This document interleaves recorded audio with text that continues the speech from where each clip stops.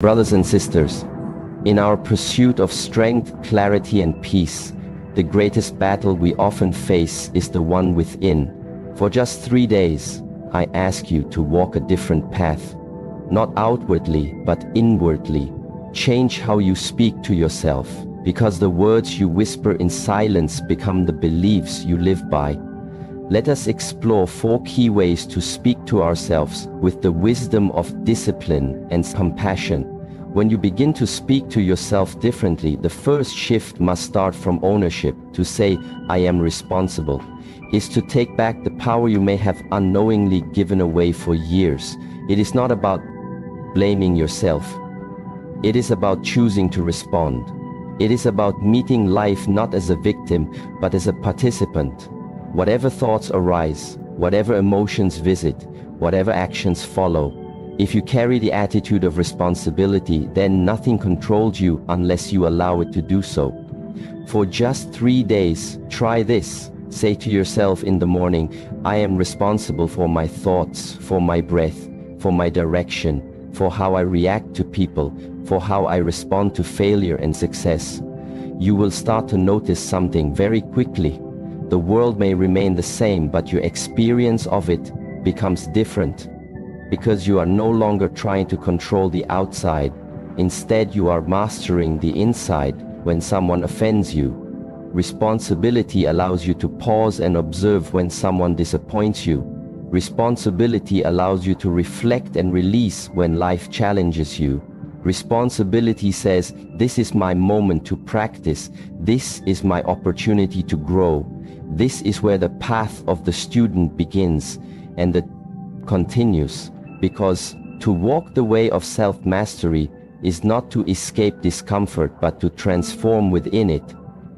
If a storm comes, the tree cannot stop the rain, but it can hold its roots deep into the ground. When you accept responsibility, you become like that tree, no longer reacting wildly, no longer bending to every opinion, no longer fearing change, because you have chosen presence over panic. You have chosen strength over reaction. You have chosen response over blame. Some people fear responsibility because they think it means carrying the world. But it is not weight, it is clarity. It is remembering that you do not have to fix everything. You simply have to show up fully to each moment, with intention, with attention, and with presence. When you speak to yourself through responsibility, your inner world changes. You are not waiting for apologies to find peace. You are not waiting for perfect conditions to be content. You are not seeking control over others to feel safe. Instead, you are rooted in your own ability to choose the next right step. You begin to see that even your thoughts are not your masters. They are suggestions, not commands. So you say, I see this thought, I hear this fear, I notice this doubt, but I choose what to water. I choose what to repeat. I choose what becomes my habit and my belief. This is not force, it is freedom. The freedom to shape your inner and landscape. As a gardener tends his land, when something goes wrong, the average mind searches for blame. Who did this? Why did this happen? Whose fault is it? But the responsible mind asks, what can I learn? What can I change? What is this moment here to teach me in this way? Every event becomes useful. Even pain becomes a teacher, not a punishment. Even failure becomes feedback, not finality. In your relationships, responsibility softens you, not because you tolerate what is harmful, but because you stop outsourcing your self-worth to the actions of others. You begin to see, I am responsible for how I let people treat me, for what boundaries I set, for how I show up. And that is a shift from people-pleasing to self-honoring, from conflict to clarity. You also become aware of your energy, your habits, your patterns. You begin to say, I am not a slave to repetition. I am not bound to yesterday. I am free to change in this moment. I am free to choose something different, even if it is difficult, even if it is slow. I am responsible for my effort, not the outcome. And that gives you peace, because you no longer chase results, you commit to practice. This does not mean you will never feel low. It does not mean your mind will always be silent. But it does mean you will know where to return. You will remember the way back to center. You will not get lost for long because you have built a path made of small moments of choosing responsibility again and again. So for 3 days, say this to yourself when you wake up. Say it when you feel confused. Say it when anger rises. Say it when fear whispers. Say it when doubt appears. I am responsible. And notice how this one sentence begins to quiet the noise. Notice how it makes you breathe slower, walk calmer, think clearer, speak with more purpose. And by the end of these 3 days, something will start to settle within you, something ancient, something stable. The knowing that you do not need to control everything to be at peace. You simply need to show up as the one who chooses, the one who learns, the one who responds. And that is who you already are when you begin to take responsibility for your inner world. Something deeper begins to unfold. You start to realize that the thoughts passing through your mind are not you. They are not your identity. They are not your truth. They are not your reality. They are movements. Like clouds in the sky, like waves on the water, like wind through the trees, they come and they go, but you remain, and this realization changes everything. For 3 days, speak to yourself with this awareness. I am not my thoughts. I see them, I feel them, but I am not defined by them. Just as you would not say you are the rain or the wind, you must not say you are the fear or the doubt or the anger, because if you believe every thought, then you hand over your peace to something that is not even permanent you. Give power to voices that rise and fall without your permission. When a thought says, I am not good enough, you pause, you observe, you do not obey it. You say, this is just a voice, it is not a fact. When a thought says, I cannot do this, you watch it pass like a cloud and remind yourself this is not the truth. This is just a moment. And moments change just like breath, just like seasons, just like the mind itself. This is not about fighting the thought. This is about no longer following it. It is not about suppressing the mind. It is about stepping back and seeing clearly, because the mind is not your enemy. The mind is a tool. It produces thoughts, just as the lungs breathe and the heart beats. You do not judge the heart for beating faster in stress. So why judge the mind for producing anxious thoughts instead of reacting? You observe instead of clinging. You let go. When you wake up in the morning, you might feel 100 thoughts. Before you even open your eyes, they might be about your past, your worries, your work, your fears, and if you follow them all, you are pulled in every direction. But if you remember in that moment, I am not my thoughts, then you create space. And in that space, peace returns. Presence returns. Your power returns. This awareness grows through practice. When you walk and a thought appears, you do not chase it. You return to your step. When you eat and a memory arises, you do not get lost in it. You return to the taste. When someone speaks and a judgment forms, you notice it, but you do not feed it. You return to listening. This is not escape. This is mastery. This is choosing to live from the stillness underneath the noise. For many people, the mind is a storm, a constant noise of self-criticism, regret, distraction, comparison. But that storm has no control if you stop beating it. You do not need to win every battle inside your mind. You simply need to step out of the war and return to what is real.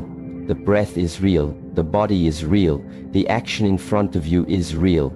Everything else is just a visitor. Some thoughts are useful, some are not, but you are the one who decides which ones stay. You are the gatekeeper, not the servant.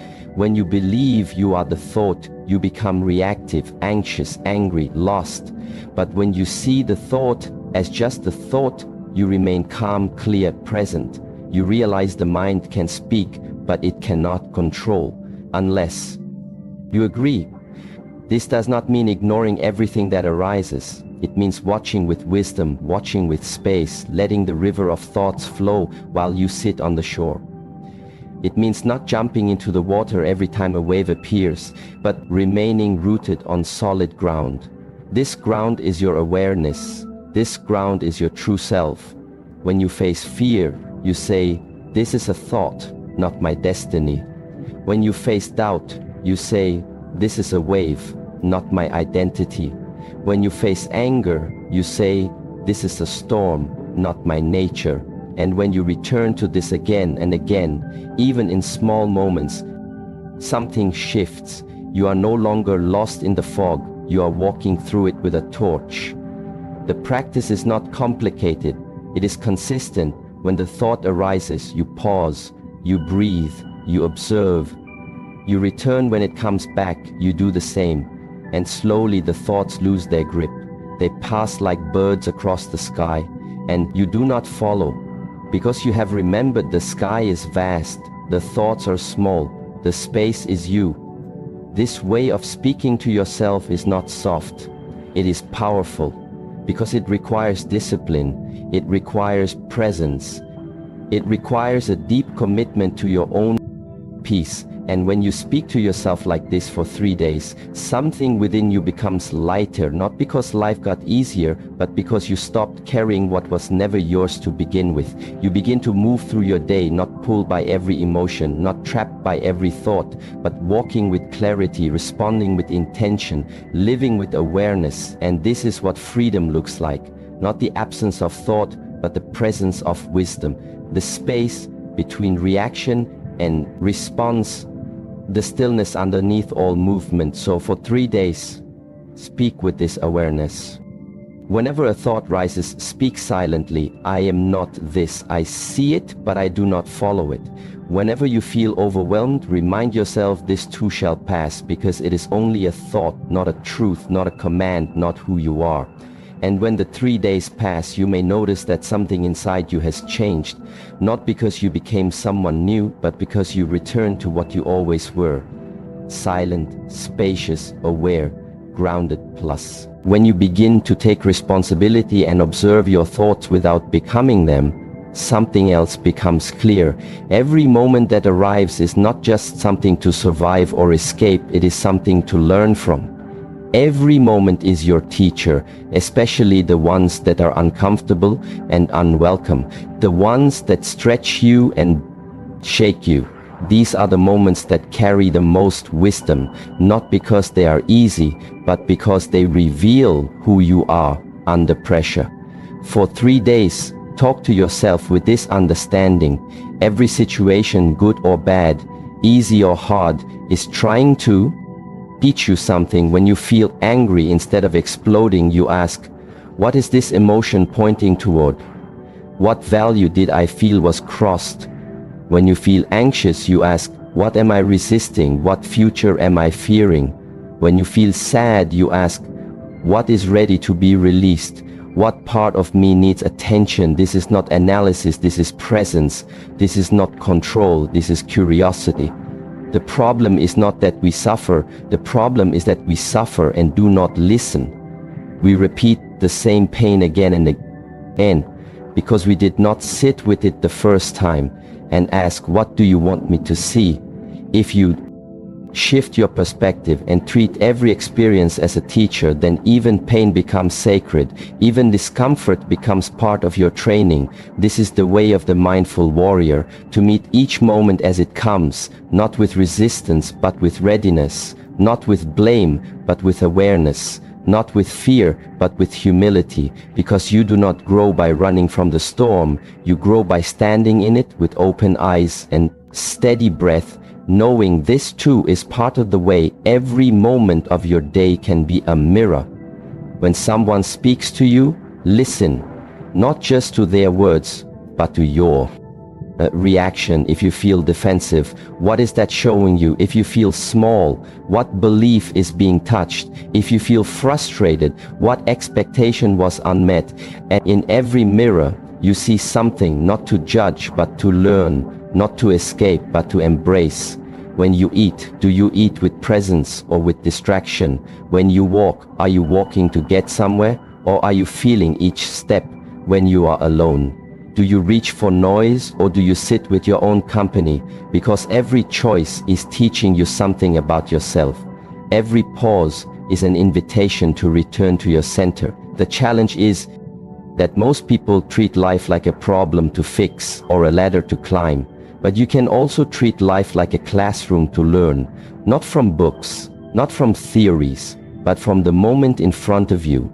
A flat tire, a harsh word, a missed opportunity, a quiet sunrise. These are all lessons, not because they are dramatic, but whether it's friends, family, partners, or anybody, because they hold the power to reveal if you are paying attention. When things go well, that moment teaches gratitude. When things fall apart, that moment teaches resilience. When people praise you, you learn about ego. When people ignore you, you learn about patience. When you are tired, you learn about balance. When you are restless, you learn about stillness. Every experience holds a thread of wisdom if you are willing to sit still long enough to find it. This is not about always liking what happens. It is about being awake enough to grow from it. This is not spiritual pretending. This is spiritual maturity. To say, I may not enjoy this, but I trust it has something to offer. To say, this pain is not pointless. This challenge is not random. It is a lesson wrapped in discomfort. Some days the lesson is to slow down. Some days the lesson is to let go. Some days it is to act. Some days it is to rest. But you do not know what is needed unless you listen. And to listen, you must become quiet. To listen, you must create space between the moment and your reaction. And in that space, the wisdom begins to speak. When you face something difficult, instead of saying, why me? Ask, what now? What can I learn? What is this showing me about myself? Where can I grow? How can I respond differently this time? And when you practice this again and again, the same old situations stop having power over you, because you have taken back your role as the student of life, not the victim of it. And in this practice, you build something strong. You build inner trust. You start to see that nothing is wasted. No experience is meaningless. Even failure has a message. Even delay has a purpose. You stop needing everything to be perfect and start needing everything to be real. This is the way of transformation, not through escape, but through direct experience, not through hiding, but through awareness. You meet your life with open eyes and open hands, ready to receive its teaching, even when it comes wrapped in difficulty. So for 3 days, walk through your life as if every moment is a Bremen teacher, because it is. Every person you meet, every emotion you feel, every challenge you face is showing you something about your path, something about your strength, something about your next step. And when you listen deeply enough, the lesson becomes clear, the growth begins, and the path becomes your own. Plus, when you take responsibility and stop identifying with every thought, when you treat each moment as a teacher, something begins to awaken deep inside you. Something still, something strong, something silent. This is your center. And to live from this center is to return to what is unshakable within you. Because storms will come, people will leave, plans will break, your own mind will sometimes rise against you, but in the middle of all of it, there is a stillness that does not move, a silence that does not scream, a strength that does not need to be loud for 3 days. Speak to yourself from this place. You do not need to become anything, you only need to return. You do not need to chase peace, you only need to remove what blocks it. You do not need to force clarity, you only need to be quiet enough to hear it, because everything you are searching for is already inside. It has always been there, buried under layers of fear, noise, opinions, distractions, and roles. This is why stillness is not an escape, it is a return. It is not a luxury, it is a necessity. The same way the body needs rest, the soul needs silence, but not the silence of nothingness, the silence of presence, the silence of depth, the silence of meeting yourself without distortion. And this meeting does not happen through effort, it happens through surrender, through letting go of the need to fix, prove, compare, chase, and explain. You do not need to earn worth, you already are. You do not need to achieve peace, you already carry it.